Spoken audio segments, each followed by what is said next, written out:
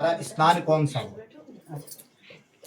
कहने का तात्पर्य है इस प्रकार से नियम और संयम अपने जीवन में धारण करके हम तेज की वृद्धि करते हैं, तेज की प्राप्ति होती है। और तीसरा, भगवान के हाथ में गदा है। गदा किसका प्रतीक है?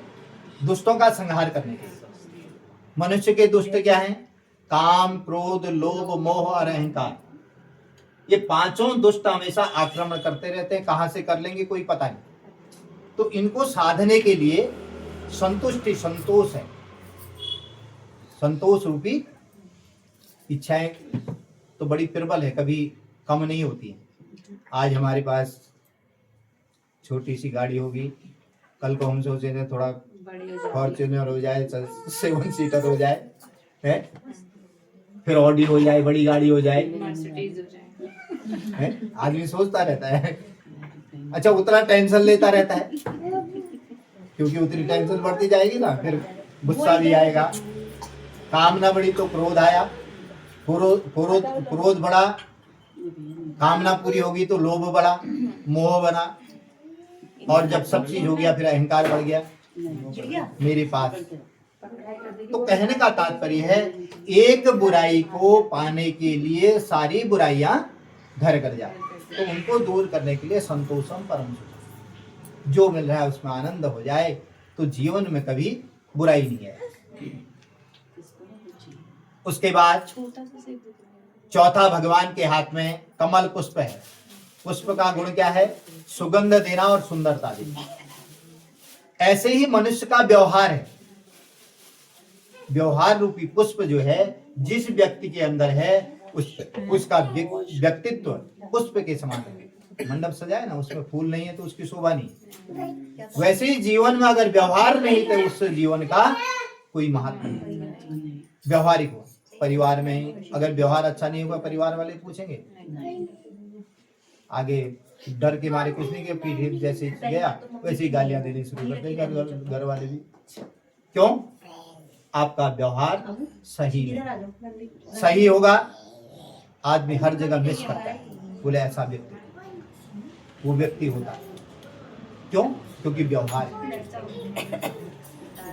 पांचवा, भगवान के गले में वनमाला शोभायमान है। मनुष्य के लिए वनमाला क्या है? सुंदर पुष्पों से गुथी हुई माला भगवान के गले में जिस प्रकार है, उसी प्रकार से मनुष्य के जीवन में उसके रिश्ते नाते, है ना, भाई बंधु इत्यादि, वो माला के समान प्रयोग करके उनके साथ व्यवहार, जब ये 5-4 चीजें हो जाएंगी तो वह व्यवहारिक माला अपने आप बना है। तो जहां परिवार है वहां किसी प्रकार से भी कोई कष्ट नहीं, क्योंकि जहां पे परिवार में अगर कठिनाई आती है तो सब सहायता के लिए तैयार होते हैं, क्योंकि आपका व्यवहार अच्छा है तो सब साथ देंगे। तो इसलिए ऐसी माला जिसके गले में है वह व्यक्तित्व तो सत्य के समान है, नारायण के समान है। इसलिए सत्यनारायण स्वरूप मनुष्य को भी कहा है। इसलिए इस कथा का महात्म्य है कि जैसा जब यह स्वभाव हो जाता है तो मनुष्य का व्यक्तित्व निखरता है और वही व्यक्तित्व जीवन को सुख प्रदान करता है। भगवान कहते हैं विप्राय दक्षिणा दत्ता तथा सुता जनेश, और ब्राह्मणों को पूजन करके दक्षिणा प्रदान करें, क्योंकि यज्ञ की पत्नी कौन है? दक्षिणा। जैसे नारायण की लक्ष्मी है ना, वैसे यज्ञ पत्नी जो है दक्षिणा है। क्योंकि जो पुण्य, क्योंकि जो कथा हम सुना रहे हैं, ब्राह्मण तो क्या है? ब्रह्म जानाति ते ब्राह्मण, जो ब्रह्म को जान करके आपको ज्ञान प्रदान कर रहा है, क्योंकि मेहनत किसने की है? ब्राह्मण ने। उसका फल कौन लेता है? यजमान। उसका फल यजमान ही तो लेता है। जब घर में कोई समस्या आती है, बोले पंडित जी आकर के थोड़ा पूजन कर दें, तो पंडित जी उस पूजा के माध्यम से आपके घर की शांति आपको प्रदान करते हैं और जितना भी दुख दारिद्र है उसको अपने साथ लेकर के जाते हैं। तो उसकी दक्षिणा, क्योंकि उसको भी तो कर्म करना है, तभी तो कर्म करेगा। बिना कर्म के ब्राह्मणत्व भी सुखी नहीं है। ब्राह्मण जीवन बड़ा कठिन होता है।